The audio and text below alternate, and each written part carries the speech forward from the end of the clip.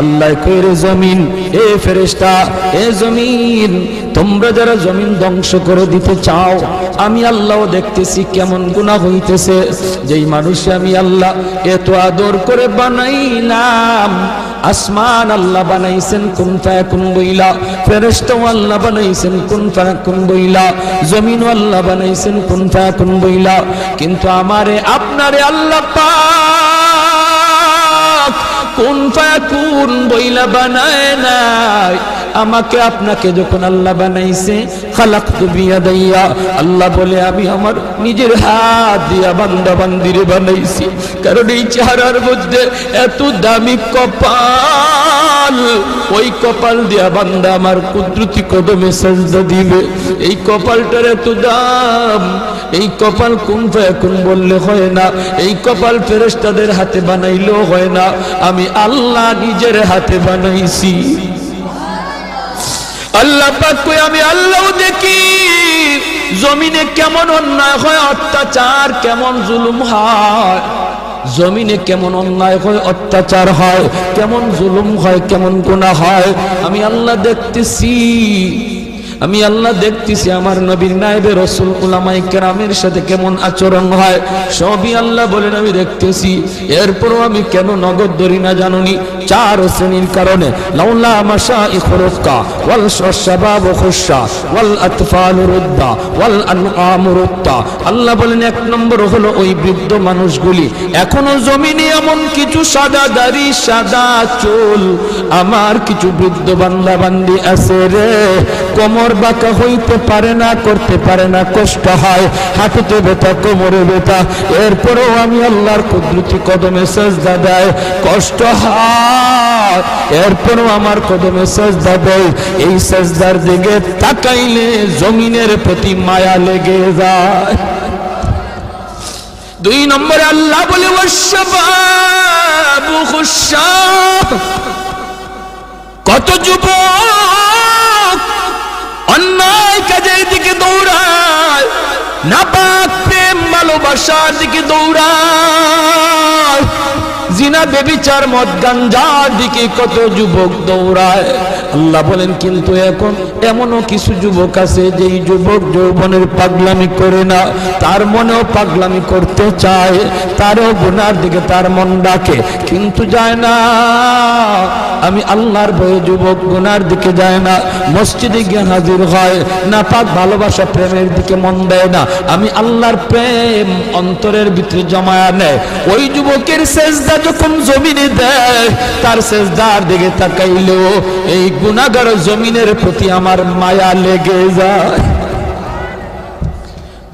ওয়াল আতফাল রুদ্দা, আল্লাহ বলেন আরেকটা শ্রেণী হলো এই জমিনে কিছু শিশু বাচ্চা আছে যাদের কোনো গুনাহ নাই, ছোট ছোট বাচ্চাগুলি, এদের আমলনামা এখনো খোলা হয় নাই। যদি জমিনে আমি গজব দেই, গুনাহগারের সাথে শিশু বাচ্চাগুলি তারাও এই গজবের শিকার হয়ে যায়, অথচ এই ঘরের বাবা দায়ী, এই ঘরের মা দায়ী, গুনার জন্য মা দায়ী, বাবা দায়ী, তাদের কারণে গজব আইছে, বাচ্চাটার কোনো দোষ নাই। গজবের কারণে বাবা যেমন গজবে পড়ে, মা যেমন পড়ে, বাচ্চাটাও গজবে পড়ে যায়। তার কান্নার দিকে তাকাইলে আমি আল্লাহ এই জমিনের প্রতি মায়া লেগে যায়। 4 নম্বর ওয়াল আনআম রুত্তা, আল্লাহ বলেন 4 নম্বর হলো জানুনি আরেক দল হলো দুনিয়ার ভিতরে কিছু পশু পাখি আছে, পশু পাখি আছে এদের কোনো গুনাহ নাই, আযাব গজব, আসমানি গজব, জমিনি গজব যদি জমিনে আসে, মানুষের সাথে জীব জানোয়ারগুলিও গজবের শিকার হয়ে যায়, হাঁস মুরগিরাও গজবের শিকার হয়ে যায়, গরু ছাগলগুলা তারাও গজবের মধ্যে পড়ে যায়, অথচ এদের কোনো অন্যায় নাই, ওদের কোনো গুনাহ নাই, এদের দিকে তাকাইলেও জমিনের প্রতি মায়া লাগে।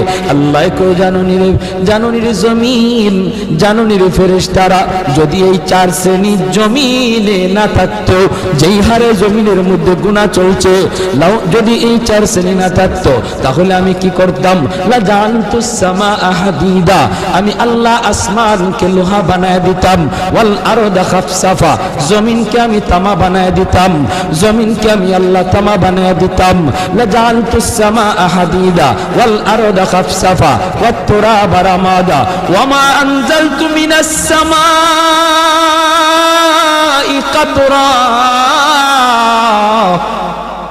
এক ফোঁটা রহমতের বৃষ্টি আমি জমিনে দিতাম না। ওয়ামা আম্বাতু মিনাল আরদি নাবাতা, একটা শস্যের দানাও আমি জমিনে উৎপাদন হতে দিতাম না। বরং বাল আনজালতু আলাইকুমুল আযাবা সাব্বা, ভরপুর করোনা একটা যাবে আরেকটা আসবে, একটা যাবে আরেকটা আসবে, ভাইরাস একটা যাবে আরেকটা আসবে। আল্লাহ যেটা দিতে পারে এর চেয়ে বড়টাও দিতে পারেনি না পারে না।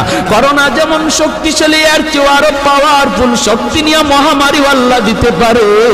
আল্লাহ কই যদি এই চার শ্রেণী জমিনে না থাকতো, আমি আল্লাহ পরপর শুধু জমিনের মধ্যে গজব দিতাম। এই চার শ্রেণীর মধ্যে প্রথম দুই দল বৃদ্ধ মানুষ যারা এখনো আল্লাহর কদমে সেজদা দেয়, দুই নম্বর ওই যুবক যৌবনে যে আল্লাহর কদমে সেজদা দেয়। ও ভাইয়েরা বন্ধুরা, জন্য বলি যুবক যৌবনকালে ইবাদত করলে সহজে আল্লাহর ওলি হইয়া যায়। এই গেল তিন দল। চার নাম্বার দল হলো ওই অভাবী মানুষ, গরিব মানুষ। সমাজে যারা গরিব অভাবী, তাদের জন্য আল্লাহর ওলি হওয়া সহজ। জোরে কন্যা সুবহানাল্লাহ। কেন? কারণ কি? কারণ হলো চার নাম্বার না তো, দুইটা গেল, তিন নাম্বার হয়েছে না? তিন নাম্বার হয়েছে, এরপরে চার নাম্বার। তিন নাম্বার হলো মহিলা জাতি। মহিলা জাতি, মা বোনেরা, তাদের জন্য আল্লাহর ওলি হওয়া খুব সহজ। কেমনে? কারণ হলো মহিলাদের ডিউটি কম, আমল কম, এজন্য তাদের হিসাবও কম। নবী বলেন চার কাজের জিম্মাদার যে মহিলা হয়ে যাবে, যে মহিলা চারটা আমল ঠিকমতো হিসাব দিতে পারবে, সে আল্লাহর তৈরি যে কোনো জান্নাতে প্রবেশ করবে। আইয়ুমা ইমরাতিন ইযা সাল্লাত খামসাহা ওয়া সামাত শাহরাহা ওয়া হাসনাত ফারজাহা ওয়া আতাআত বালাহা। নবী বলেন এক নম্বর হলো সে যদি নামাজি হয়, দুই নম্বর হলো সে যদি রোজাদার হয়, তিন নম্বর হলো সে যদি স্বামীরে মান্না চলে, স্বামীরে খুশি কইরা চলে, স্বামীর অবাধ্য না হয়, চার নম্বর হলো সে যদি পর্দা ঠিকমতো করে। আল্লাহর নবী বলেন জানুনি সে জান্নাতের যে কোনো দরজা দিয়ে ঢুকবে, কেউ তোরে বাধা দিবে না। জোরে কোন সুবহানাল্লাহ। এজন্য মহিলারা, মা বোনদের জন্য আল্লাহর ওলি হওয়া খুব সহজ। যেই মহিলা এই চারটা কাজ ঠিক মতো করে, তার কাছ থেকে দোয়া নিবেন, মায়ের কাছ থেকে দোয়া নেন, মেয়েটার কাছ থেকে দোয়া নেন, স্ত্রীর কাছ থেকে দোয়া নেন। কারণ মহিলাদের দোয়া পুরুষের চেয়ে আগে কবুল হয়। মায়ার নবী বলেন আমি সফরে বের হলেই আমার কলিজার টুকরা মেয়ে ফাতেমার কাছ থেকে, বিবিদের কাছ থেকে দোয়া নিয়ে বের হতো। ঘর থেকে বের হতে বাবা মেয়েটার কাছ থেকে দোয়া নেও, মাথায় হাত বুলাইয়া আদর করে আব্বু দোয়া করে, আব্বু যাইতেছি। মেয়ের কাছ থেকে দোয়া নেও, মেয়ে বাবার জন্য দোয়া করবে, স্ত্রী স্বামীর জন্য দোয়া করবে, মা সন্তানের জন্য দোয়া করবে। আল্লাহ পাক রব্বুল আলামিন সামনের সমস্ত বিপদ আপদ থেকে আল্লাহ তার হেফাজত করবে। ঘরে ঢুইকাও মেয়েটার কাছে আগে যান। ছেলের নবীজিও সফর থেকে ফিরে আইসো, নবীজি খাতুনে জান্নাত ফাতেমা রাদিয়াল্লাহু তাআলা আনহা, নবীজির কলিজার টুকরা মেয়ে, তার কাছে আগে দেখা করতেন, মেয়ের সাথে আগে দেখা করতেন, মেয়ের কাছ থেকে দোয়া নিতেন, আবার সফর থেকে আইয়াও মেয়ের সাথে আগে দেখা করতেন। জোরে কন্যা সুবহানাল্লাহ। ভাইরা আমার, এজন্য বলতেছি মহিলাদের জন্য আল্লাহর ওলি হওয়া খুব সহজ, মহিলাদের জন্য সহজ। কেন? কারণ তাদের হিসাব কম। সম্পদ কেমনে কামাই করেছো, সম্পদ কোন পথে ব্যয় করেছো, এই জবাব কোন মহিলাকে দেওয়া লাগবে না, পুরুষকে দেওয়া লাগবে, স্বামীকে দেওয়া লাগবে, স্ত্রীকে দেওয়া লাগবে না। স্বামী কেমনে সংসার চালাইলো, হালাল পথে না হারাম পথে, জবাব দেবে স্বামী, মহিলাকে জবাব দেওয়া লাগবে না।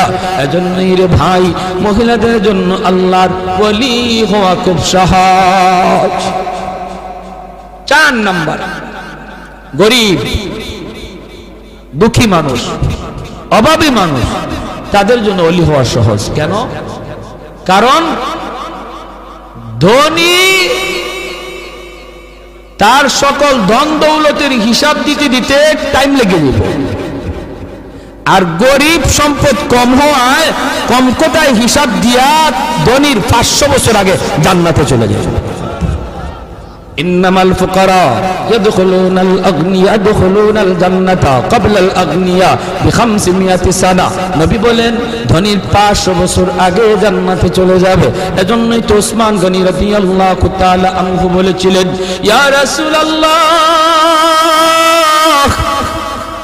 ইয়া হাবিবাল্লাহ, ওগো নবীজি আমি তো আমার সম্পদ ভালো কাজে ব্যয় করেছি, হালাল পথে কামাইছি, আমি তো গরিব দুঃখী এদেরকে সবসময় দান করি, সদকা দেই, অভাবীদের পাশে আমি দাঁড়াই, আমিও কি 500 বছর পরে জান্নাতে যাইমু?